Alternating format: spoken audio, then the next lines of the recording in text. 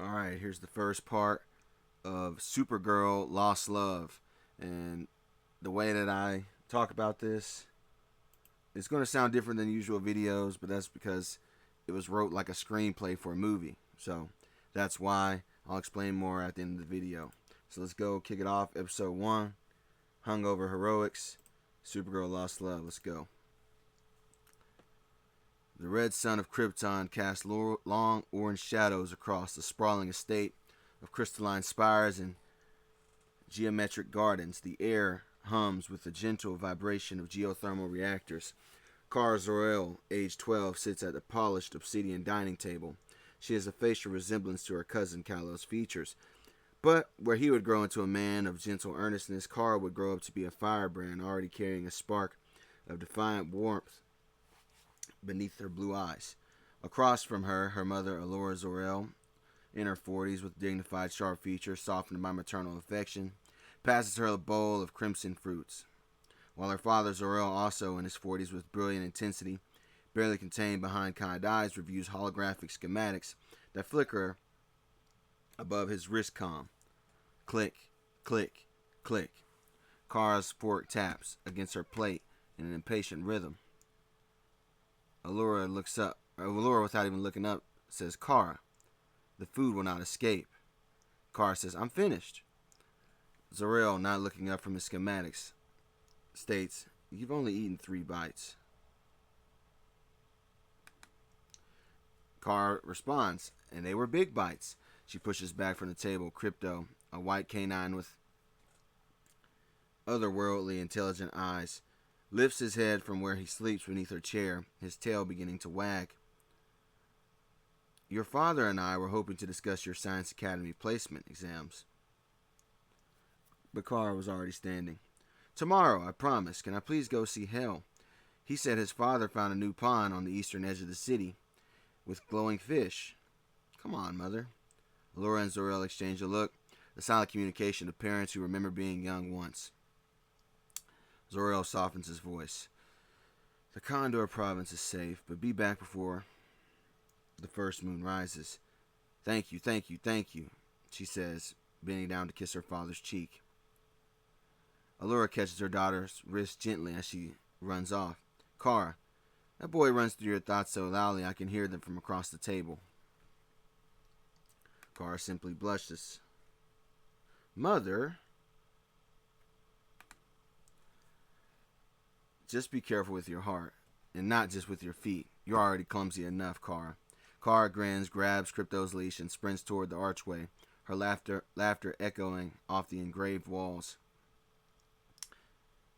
And Zor-El calls after, "And tell Hell's father that my brother Jor-El sends his regards regarding the..." But she was already gone. Crypto bounds ahead, barking joyfully. Zor-El sighs, but his eyes crinkle with affection. She has no idea what's coming. Allura's smile fades. She reaches across the table and takes her husband's hand. Nobody does. The camera lingers on Zor-El's schematics. In the background, there were blueprints for some type of small spacecraft.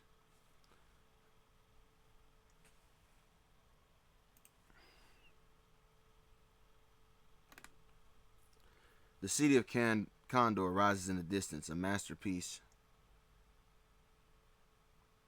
of geometric towers and floating transit rings. But here, on the outskirts, the landscape softens into rolling hills of silver-colored grass and rock formations that catch the fading reddish light of the sun. Hell, at also age 12, sits alone at the edge of a small pond. His reflection stares back at him from the water's surface. A boy with sharp cheekbones, dark blue hair that was bordering on the color black, falls across his forehead, and his eyes seem older than his years. He's not looking at himself, though. He's looking through himself. His fingers trace patterns in the dirt, mathematical equations, star charts, something that looks like a DNA helix that he had been seeing in his lab visits. Then he hears a voice, playfully, "Hell!" His head snaps up and a smile breaks across his face. Genuine, bright, and a smile of someone who doesn't get to use it very often enough. Kara crests the hill, Crypto racing ahead of her. She's out of breath. Her hand, her hair, wind tangled, and she's never looked more alive. Hell stands up. You actually came. I thought your father would. She reaches him slightly winded. He said yes. Something about wanting me to send regards for him. I stopped listening after yes, though, if I'm being honest. Hell laughs, a sound that seems to surprise even himself. Your family's been so generous to mine. The treatments alone, I mean. She interrupts him by waving her hand. No, none of that tonight. Just show me the glowing fish, or whatever. She grabs his hand without thinking, without even hesitation, and pulls him toward the pond's edge. Hell stumbles slightly, caught off guard by their physicality, but he doesn't pull himself away. He points downward at an angle. There, watch. He picks up a flat stone in the dimming light. His skin seems almost translucent, blue veins visible beneath the surface. He skips the stone across the water.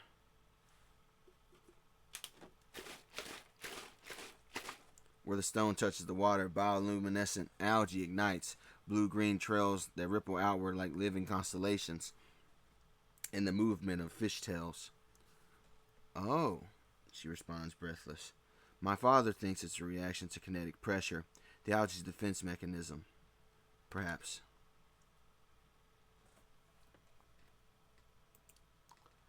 It's beautiful.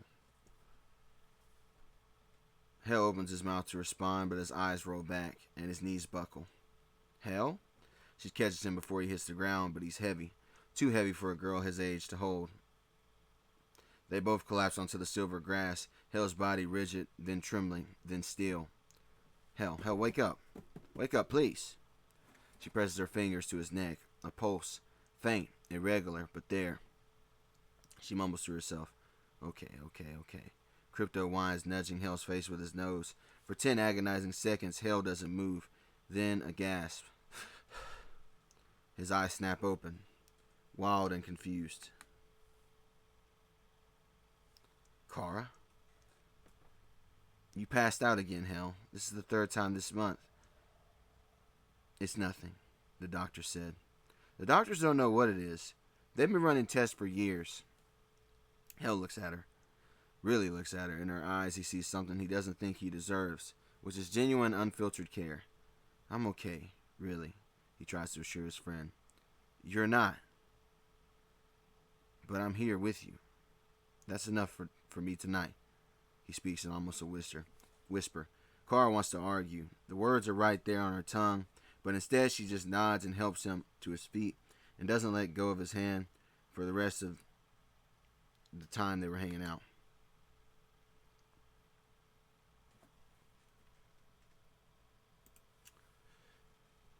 We have a time skip. Kara, now 16, walks through the sterile corridors of a medical facility. It feels more like a laboratory than a place of healing.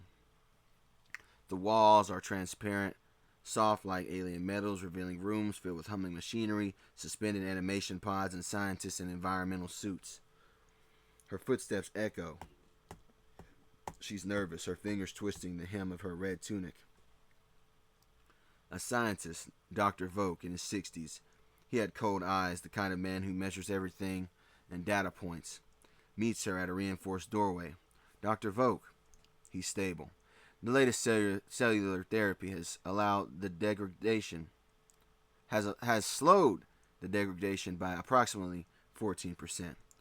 14%, that's it? It's more than we had last year. Your uncle's theoretical work on gene splicing has been quite useful. He unlocks the door, the hiss of pressure seals releasing. He's asking for you specifically.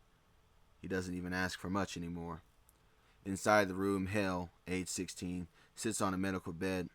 His face is thinner now, the cheekbones more pronounced, his skin very pale, and an unhealthy pale at that.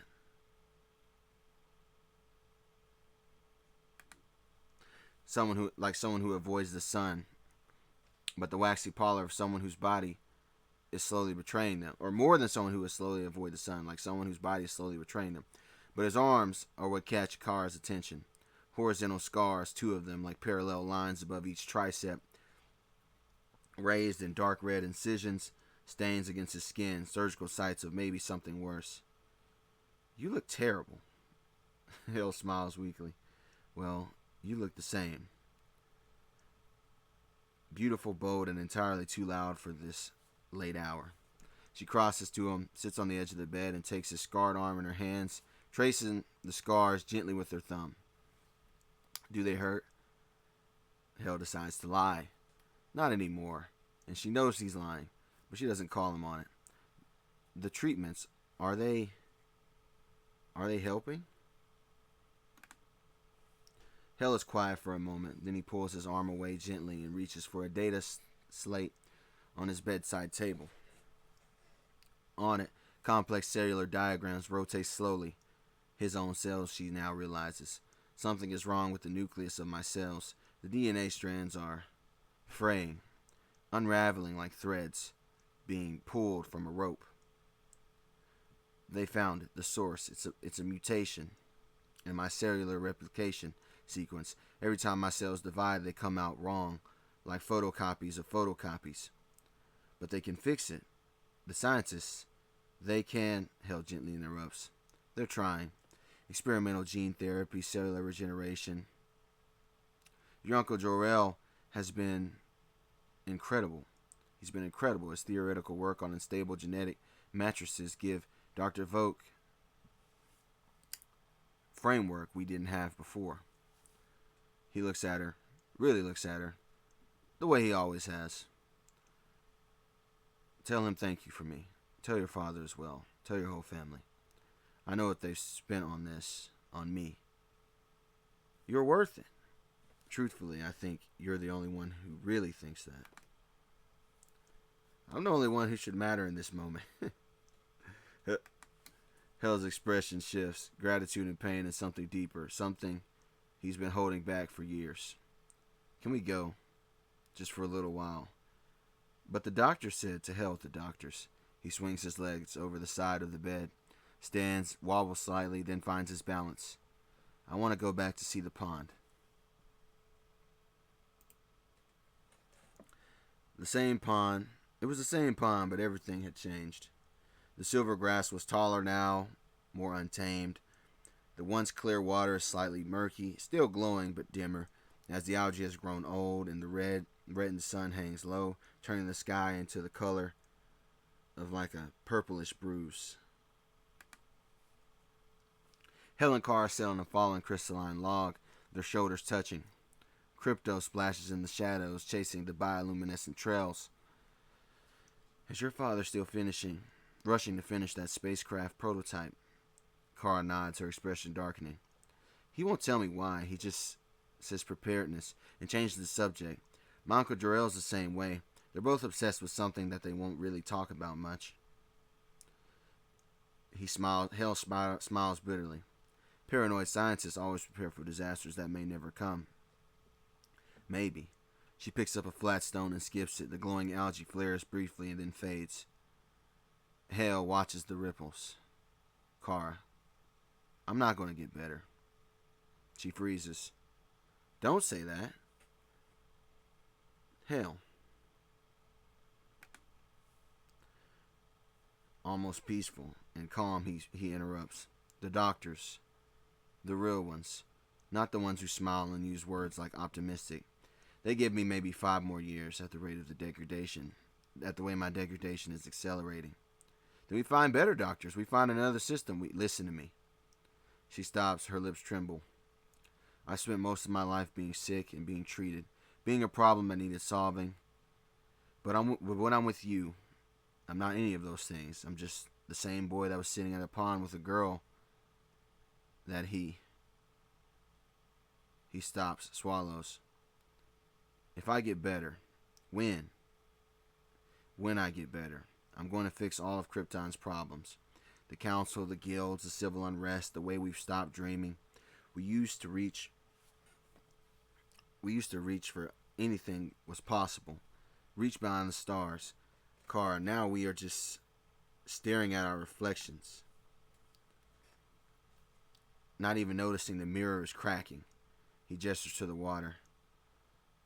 I'm going to change that someday.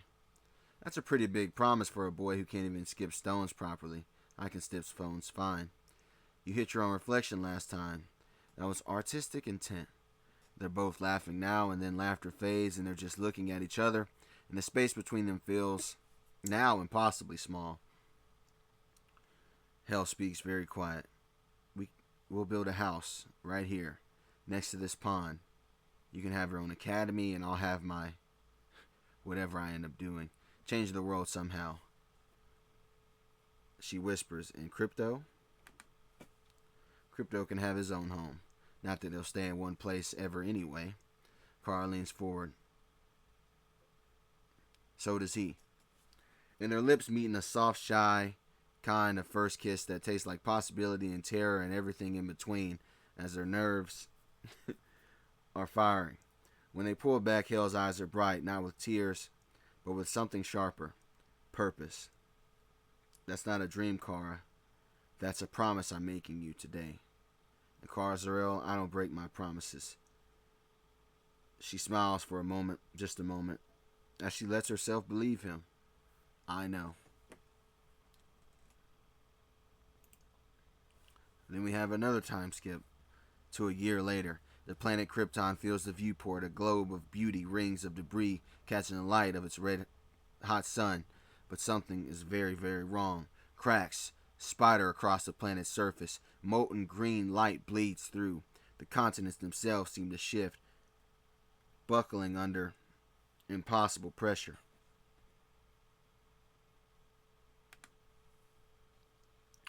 Inside a small spacecraft, a lifeboat, barely large enough for a teenage girl and a dog, Kara Zor-El, who is now at age 17, presses her palm against the transparent aluminum viewpoint. Her breath fogs with the surface. Crypto sits on her lap, trembling, and he never trembles. No, no, no, no, no, no. Her parents' faces flash through her mind. Her mother's laugh, her father's schematics, the way he would ruffle her hair and call her his little star. The medical center, Dr. Volk, the scars on Hell's arms, then Hell himself talking about how they would build a house, his promise, and then the planet completely shatters. Not explodes, not the way explosions work in the atmosphere. It unravels. The core collapses inward and the planet folds itself. And then, light. So much light, the death of a world is not silent. It's like a scream in fire. It's like a scream in frequencies. But Kara feels it, feels the psychic death, wail of billions of voices that were being extinguished at once. At least she thinks that she feels it. She screams too. Her scream is swallowed by the void. Crypto howls, a long, mouthful, mournful sound that echoes inside the tiny cabin. Through the viewpoint, Kara watches the debris field expand. Chunks of her homeworld, her life, spiral outward. Some of them are still glowing with residual heat. Some of them might have once been buildings she walked through. Streets she ran down. The pond. The pond was now gone. Everything was gone. Mother. Father. Hell. Everyone. Her fist pound against the viewport, but the glass remains unshaken. Come back. She drops to her knees, clutching Crypto. Please come back. I need more time with everyone. Just come back. But they don't come back. And in the silence that follows, the terrible empty silence of a universe that just took everything from her, Kara looks at the tiny navigation screen, and a single dot blinks in the vast darkness. Earth, Sector 2813, class, Yellow Star. Her infant cousin Kal-El's pod was already en route. She was supposed to follow. Supposed to protect him. But right now, she didn't think she could protect anyone. She couldn't even protect herself. She pulls Crypto close, burying her face in his fur, and lets the tears come. They don't stop her. They don't stop for a very long time as they drift in space. 5 years later, she wakes up in a bar. At least 5 years later for her after she came from cryo, landed on Earth, standard Supergirl story anyway. Kara's eyes snap open. Her cheek is pressed against a sticky countertop. Her own tears have left a trail of moisture on synthetic wood grain. The air smells like smoke, alcohol, and desperation. She lifts her head slowly. The room spins, her reflection stares back at her from a mirrored panel behind the bar, and she barely recognizes the woman who's looking back. Kara was now 22, and she had let herself go in appearance. Her blonde hair was tangled, unwashed, pulled back in a sloppy knot. Dark circles bruised the skirt beneath her eyes, the skin beneath her eyes. Her civilian clothes was a faded light brown fur jacket underneath her Superman costume and worn boots hang loose on her frame that lost too much weight. The bartender, an alien species known as Xanthian, was about 7 foot tall. He had 4 arms with the skin the color of rust, and he had eyes like amber marbles. He leans across the bar and slides a glass of water toward her. His movements are careful and practiced because he's seen this before. I warned you about the Jovian starshine, lady. The hallucinations are stronger, yes, but the memories it pulls, they are not always kind. Kara blinks, tries to focus.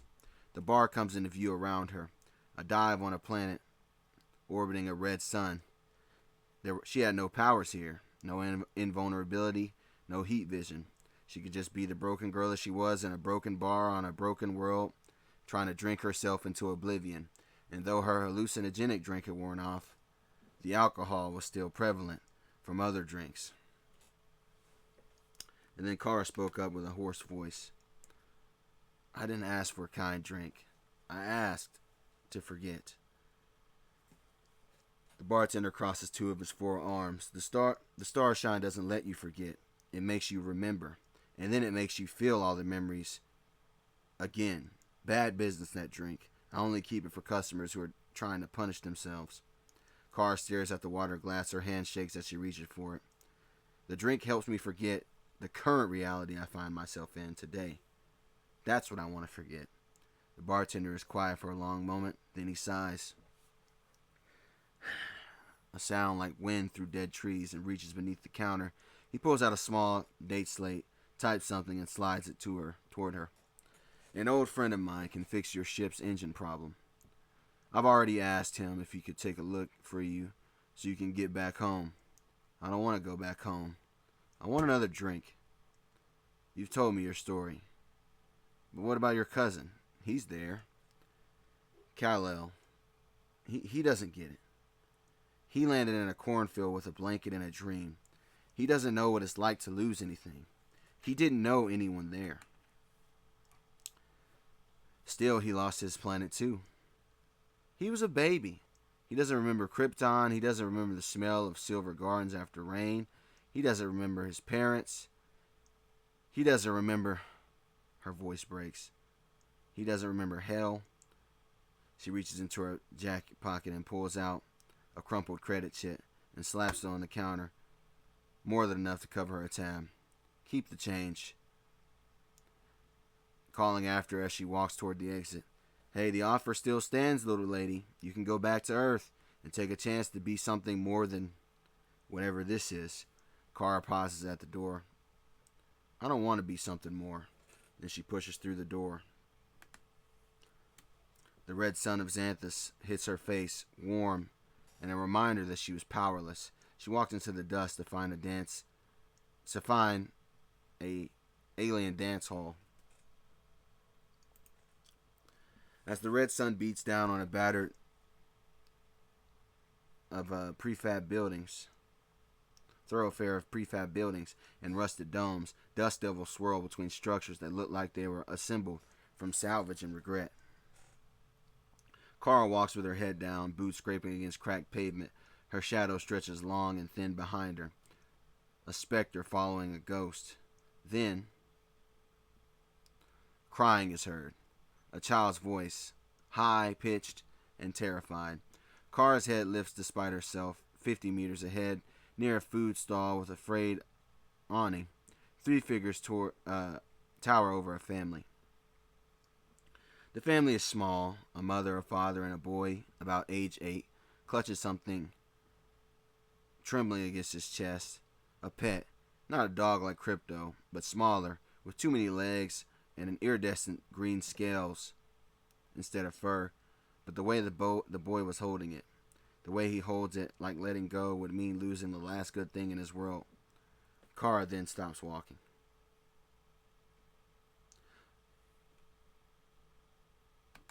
Her hand drifts into her jacket pocket. Empty. And she has no powers here. No heat vision, no invulnerability, just flesh and bone and a lifetime of grief that has made her very good at running away. Keep walking, she tells herself. This isn't your fight. Nothing is your fight anymore. This is none of my business. But the boy's pet squirms and the boy's whispers something to it. Something Kara can't hear, but she feels in her chest. And suddenly she's not seeing a strange alien child anymore. She's seeing herself, clutching Crypto, watching her world end. Crypto, back with Superman, waiting for her. The only living thing in the universe that still looks at her like she's worth something. Kara's jaw tightens. Damn it. Her boots turn, not toward safety, but toward the trouble. The three thugs have the family backed against the food stall now.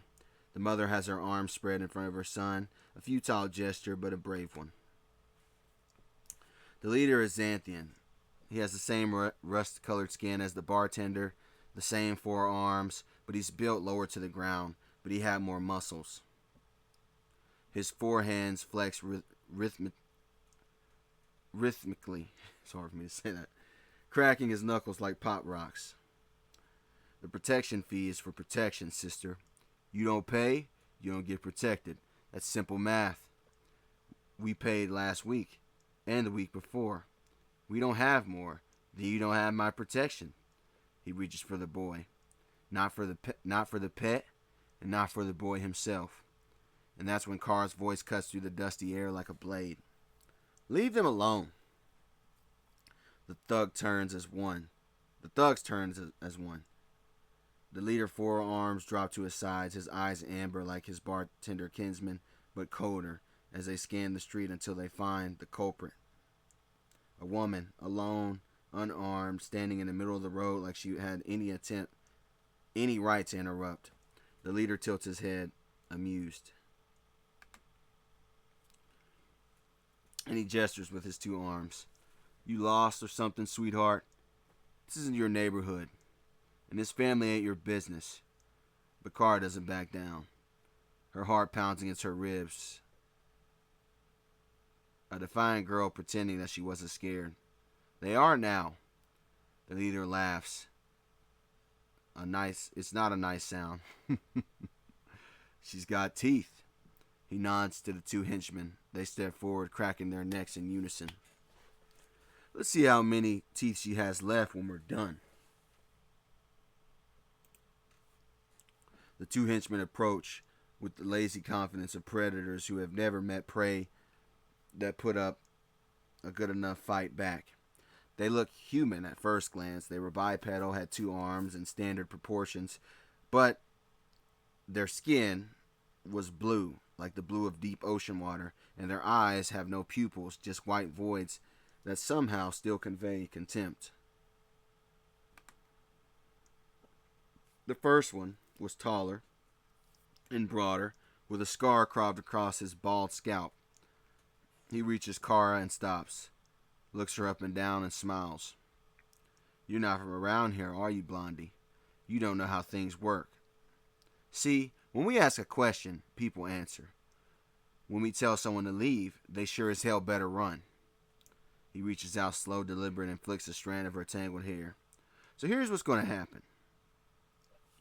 You're going to apologize to the boss, get on your knees, maybe bawl your eyes, and then you're going to walk away while you still have...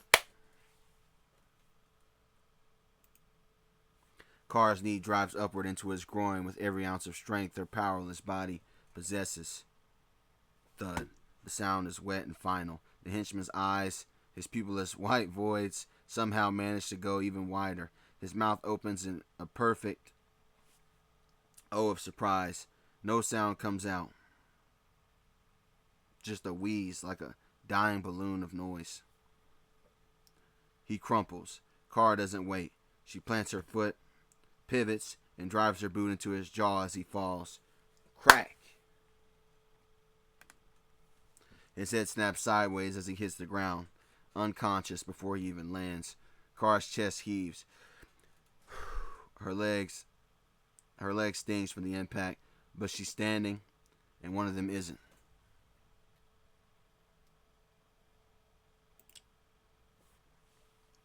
Her foot hasn't even touched the ground from the kick. The second henchman, leaner and faster with calculating white eyes, has already closed the distance. He doesn't waste time with words. No threatening posturing. Just violence. His open palm catches her across the face. Smack! The impact spins Kara's head so hard her neck screams in protest. Stars explode across her vision. Not the kind she used to fly through, but the kind that comes from blunt force trauma and a brain rattling against a skull. She hits the ground. Dust explodes around her. Before she can draw a breath, before she can even process the pain blooming across her cheek and jaw, a boot drives into her stomach.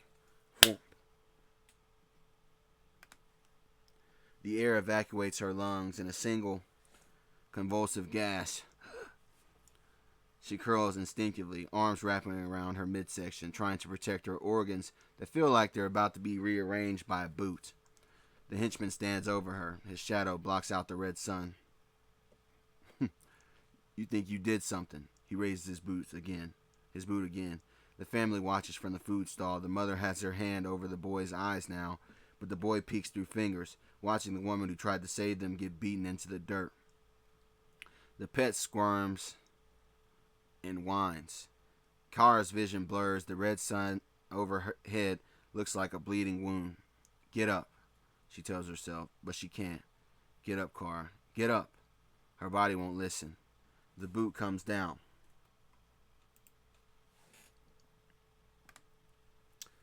Kara rolls. The boot craters the ground where her stomach used to be, and cracks the already cracked pavement even more, sends shards of synthetic stone skittering across the dust. She doesn't think about where she's rolling, doesn't plan it. Her body moves on instinct, the same survival instincts that kept her alive when Krypton died, that propelled her across light years in a coffin-sized ship, that refuses to let her die in a dusty street on a forgotten planet somewhere. Her hand closes around something. Wood, splintered. A broken plank from the food stall. Collapsed awning, torn down sometime last week probably, and never repaired. Left to rot in the red sun, the henchman looms over her and raises his boot again. His face is bored now. This is work, nothing more. Just another body to leave in the street. Stay down. Kara doesn't stay down. She lunges upward, every muscle firing at once, and drives the splintered edge of the plank into the side of his head. Crunch! The wood doesn't break. His skull doesn't either, but his knees buckle, his wide eyes roll back, and his mouth goes slack. For a moment, he just stands there, balanced on the edge of consciousness. Then gravity remembers him. He collapses, face first, and doesn't move. Kara scrambles backward on her hands and knees, chest heaving, plank still clutched in her white-knuckled grip. Her lip is split, her ribs are screaming in protest, and one eye is already swelling shut. But she's still standing, breathless, blood dripping from her mouth. That's 2 down. The Xanthian leader claps. Slow, deliberate. 2 of his hands applaud while the other 2 hang at his sides while the fingers are flexing. Well, I didn't expect that. He steps over his unconscious man like they're nothing, furniture to be navigated around. You've got spirit. I respect spirit. Most people, they see the 4 arms, they see the size, and they fold like laundry. But not you. You chose violence. You chose stupid, but brave violence. He stops 10 feet from her, spreads all 4 arms wide, an invitation, a threat, a promise. But the show's over, little lady. You had your moment. You got your hits in. Now, he moves, faster than something his size should be able to. His lower hands grab her wrists, locking them to her sides. Her upper hands draw back, fists clenched. Kara struggles, tries to pull her arms, but they won't budge. The leader continued, "Now you learn what happens to wannabe heroes." His upper fists start to swing. And then chomp. The leader's leg explodes with pain. Ah! He looks down. The boy's dog, the strange scaled, too-many-legged creature, has its jaws clamped around its calf. It's not big. It's not scary. But it's mean. And it's biting down with the kind of desperate fury that only comes from protecting someone they love. What in the... He winces, looks down. His grip on Kara loosens for exactly 1 second. And that's all she needs. Kara drives her forehead into his face. Crack.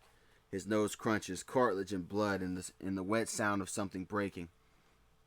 Probably his nose. He drops her, stumbles back. Both hands go to his face. Kara doesn't think. She drops to the ground, scoops up a rock the size of her fist, and she pauses. The leader is disoriented, bleeding, and one hand trying to clear his vision, the other still clutching his nose, and Kara's jaw sets. She steps forward, picks up a stone, and swings the rock in the right arc, then drives it upward into the leader's face. Thwack! His head snaps back and his eyes roll. His forearms go limp, and he crashes to the ground like a felled tree. Dead weight, unconscious before he hits the ground. Kara stands over him, breathing hard. Rock still in her hand. Blood dripping from her lip onto his rust-colored chest. The boy's pet releases the leader's leg, trots back to its owner, with its tail lagging behind. The boy looks at Kara with wide eyes, not with fear, but with wonder. "Are you a superhero?" Kara looks at her bloody knuckles, at the 3 bodies at her feet, at the family she barely knows, that she just risked her life for. She thinks of Crypto waiting at home. She thinks of Clark somewhere on Earth, probably saving someone right now without a second thought. She thinks of hell, of promises made by a pawn, of a house that was never built. And then she speaks softly to the boy. "No, I'm just someone who couldn't walk away from a fight." She drops the rock and lands in the dust with a soft thud. And she wouldn't admit it right now, but saving that family felt pretty damn good. The adrenaline fades. Her hands start shaking. Kara stands in the dusty street surrounded by 3 unconscious bodies, her blood dripping into the dirt. The family had already disappeared. The mother ushering her son and his strange little pet into the safety of their dwelling. But not before the boy looked back at her with those wide, wondering eyes. Am I a superhero? No. I'm a refugee who just wants a drink to get lost in the memories of a better time. Kara's boots carry her back to the bar. As a matter of fact, I could use a drink right now. Another drink right now. The Xanthian bartender stands in the doorway with his forearms crossed, his amber eyes unreadable. He doesn't say anything. He just holds up the data slat with his mechanic friend's contact information. She takes it this time and doesn't say thank you. It's already understood. The memory of the boy's face lingers, but so does another. A white dog with intelligent eyes curled up somewhere in the fortress of solitude, no doubt. Waiting for someone who promised they'd come back. Crypto. She hasn't seen him in a while since her ship engine got shot out by a pirate. The only living animal in the universe that survived her planet's destruction, alongside her. Kara stops walking, looks up at the red sun, and says to herself, "I'm coming home, Crypto," she whispers. So, the reason certain things sounded weird is because, like I said, I wrote it like a screenplay, and it talks about people's emotions, like what's on their face, what they're doing, in a way that like a movie would, because I originally intended this to be a movie. But a lot of things happen. I was going to make this whole movie by the time the Supergirl movie came out, but it just didn't happen. I didn't have enough time. I tried to work on this project way too late in the game. I only had less than 30 days to do it. But, I actually finished the story. There's 115 scenes total. I just read you guys 13 scenes. There's 115 total. I really don't know how. I really didn't know how to write. I don't know how to write a movie script, so it was really hard to like pinpoint what to do. And honestly, it just ended up being more like an episodic show than that. So it might actually be a show more than a movie. I don't really know. Let me know what you guys think. I really want your feedback.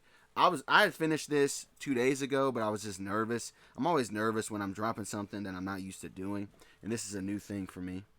And yeah, like I have like it's written like a screenplay draft. You see, setting Krypton, family estate. It talks about the setting.